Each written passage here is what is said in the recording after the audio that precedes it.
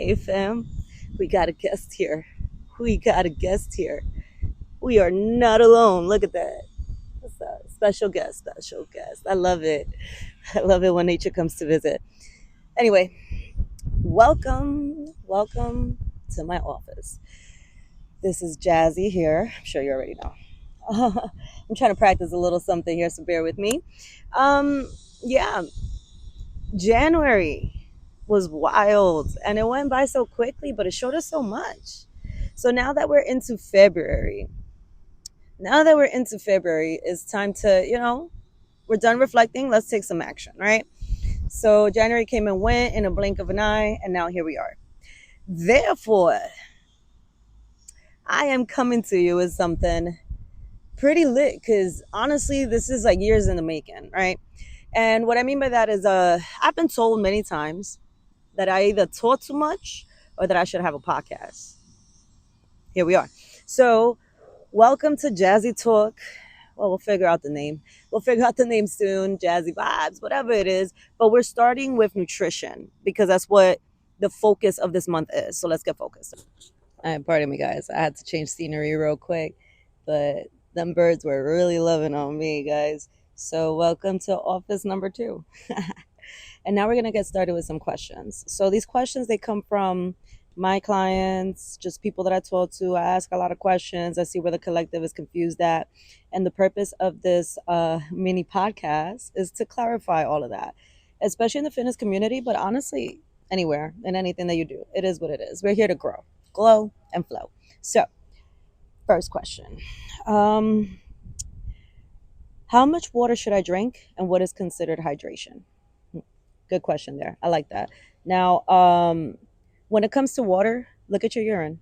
That's the first tell right there, right? So, if you are super dehydrated, let's say, your urine will not be clear at all. You can even smell it. So, if you're smelling your urine, and there's no such thing as TMI here, so let's talk about it. Because that's honestly a direct correlation to your hydration. So you go to the bathroom and you're peeing like you just guzzled 6 beers and it smells like too much. Yeah, drink more water. All right, that's the first tell. Now, if you are a geek like me and you want to measure your stuff out, that's why I look like I look, right? I'm a bodybuilder, baby. I'm a bodybuilder. This is what I do. So if you want to measure your hydration, just to be exact, what I recommend is half of your body weight in ounces to start. See how that feels.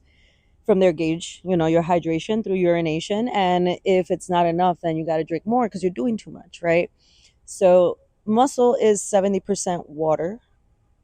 Therefore, if you're not seeing development in muscle, especially if you're not in the phase of just losing fat, but you're trying to put on muscle, hydration is key. So if you're dehydrated, you're not going to see the muscle composition you want, right?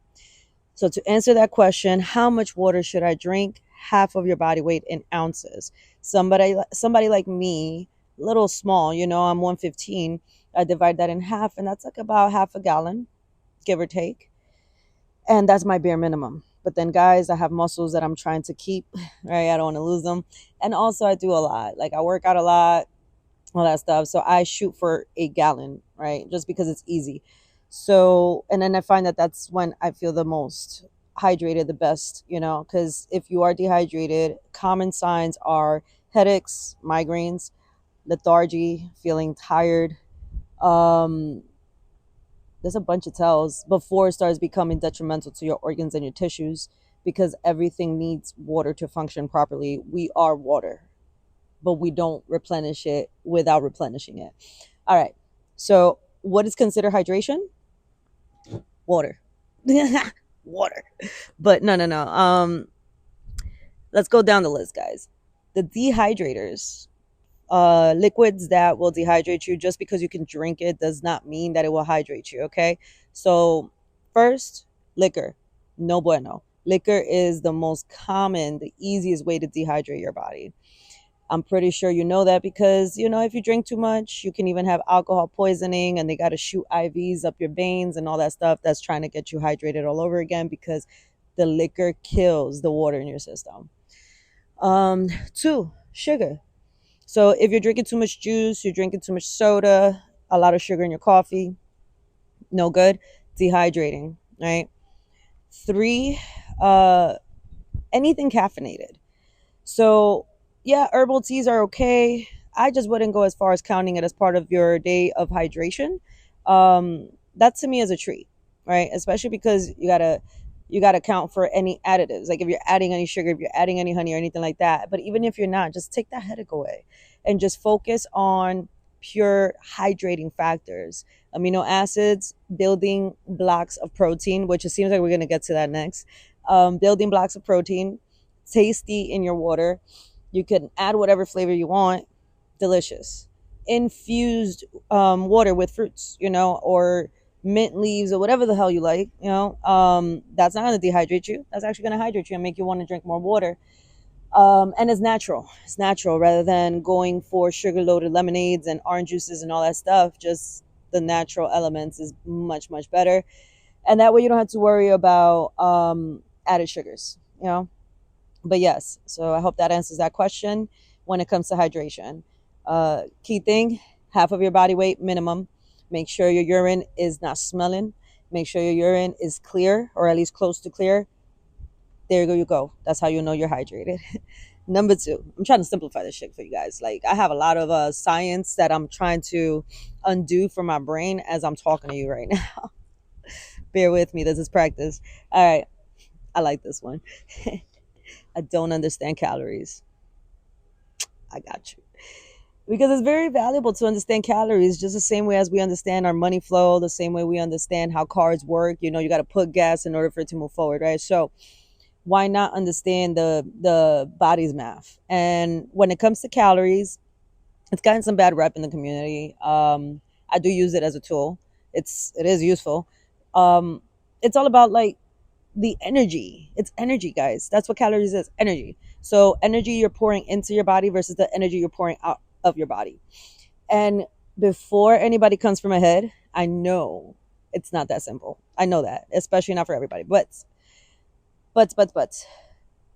get the basics down. Get the basics down.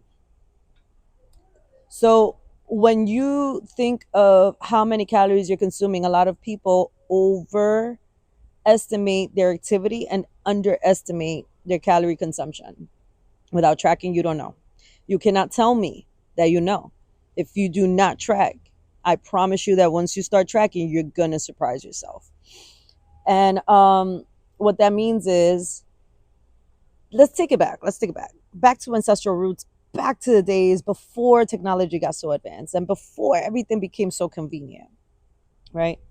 So back in the days, we used to have to move more. There was no cars, there was no Netflix, there was no chilling. You had to hunt, you had to gather, you had to sweat, you had to build houses and all that shit. All right. Think about how many calories it takes to do all of that. Now we're in modern times. There is less activity and more fast food easily available. All right. And we all know that if you take a whole meal of fast food and see how many calories there is in that, you can tell by your body's response it's empty calories. Empty. Because after you have 1,000 calories in McDonald's, your body's already yearning for more. So there you go. If you play the number game right, it's all about fueling your body nutritious meals or snacks that will keep you satiated longer. And that's how you beat the system. A lot of the food that are easily accessible to us are not designed with that in mind. All right. They're just designed to last long on the shelf so they can make money and profit off of that. Don't get caught up in that rat race. All right. Not saying you can't have it, but don't make it your 80%. Right. I live by the 80-20 rule. I'm too mindful. I am way too mindful that when I'm thinking about what I'm putting in my body, I'm calculating it in my head. I can't help it. 10 years in the bodybuilding game, I just can't. So, for you guys to simplify it though, think of wholesome food. And that does not mean organic. I don't believe in that. I believe that that's just another marketing gimmick. So don't complicate this shit, guys. You know what's good for you and what's not. Eggs, the cholesterol in eggs is not bad.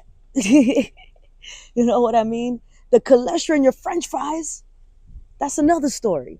So, yeah, simplify that shit, guys. What the hell was I talking about? Calories. I get off track sometimes. All right, so calories in versus calories out. Now, for my people who are like, Jazz, that don't work. Have you tried it? I'm telling you to the T. Have you tried it? And if you have not, get with me. I will get you right. However, let's say you have some ailments though. Your body cannot process a certain nutrient well enough. The calorie concept still counts. It's just what you're putting in. Now you got to assess the quality of your food. Is it aligned to, the factors that inhibit you from getting to your goals? Or is it helping you get to your goals? So those are the things that you got to take into account when you're trying this calorie rhythm and it's not working for you. Really get down to the details, because honestly, if you're not over consuming what you are expending, you should not be gaining weight. If you are, check your thyroid, check your pancreas, check everything about you. I promise you there's an underlying condition, because the human body was designed to move and to fuel only that, right? It is over time that we became more concerned with, satiating our, how do you call that, like quick responses. We just want it now. We want it now. So like the hormones take over and we become addicted to sugar, little things like that. Addicted to having it easy. Calories in versus calories out. It's a legit concept. All right. Question number 3 before I run off. All right. Oh, why is protein so important and how much? My favorite. I love that question. Why? Because now we can talk about the muscles, guys. I'm a muscle fiend. I'm a muscle fiend. I can't help it. You know what I'm saying? So, protein. Protein is your muscle's best friend in conjunction to water and, believe it or not, sodium, right? That's how much. How much? Sodium helps with muscular contraction. Your heart is a muscle in itself. You need sodium. Cannot eliminate it 100%. You should not eliminate anything from your diet 100%. It's just knowing how to balance it all. Protein, though, protein is imperative for many things. So, regeneration of hair, skin, and nails, of your muscles, right? Brain function, and even just transporting certain nutrients to certain organs and tissues, right, within our bodies. Lipoproteins, that's what it's called. You got your little fat. That's why you need fat, right? Fat transports, it helps transports. The protein hops on that little, like little fat, whatever, tissue or whatever you want to call it. And it starts going all through your bloodstream and all that stuff. And then it gives the organ and tissue whatever the fuck it needs. Protein needs fat to transport to that. So that's just science. I'm literally working so hard to simplify this shit in my head. That's why I'm not opening up a podcast yet, but I'm starting here with you guys because I trust y'all my fam. All right. But I hope that answers all of your questions, with the exception of how much. My bad. How much protein should you consume? If you're counting calories, this would be so much easier for you. If you're not, then don't worry about it. Let me get the technical out of the way. Depending on your activity, right? Between 20 to 30% of your overall caloric intake should come from protein. And especially if you're more active, like if you're working out a lot and all that stuff, you should be consuming a lot of protein. No more than 30% needed. Now, if you have kidney issues, check with your doc, and that would definitely change, probably on the 15% range, 10 to 15%. But okay, so let's break it down simpler. All right. So let's say we're not measuring, we don't got the scale, we don't got none of that. We're not doing calorie counting. You should, at bare minimum, have 3 servings of protein. Okay. If you're a meat eater, this is too easy. Let me see if I remember correctly. Is it here? Or is it here? I think it's here. Your palm.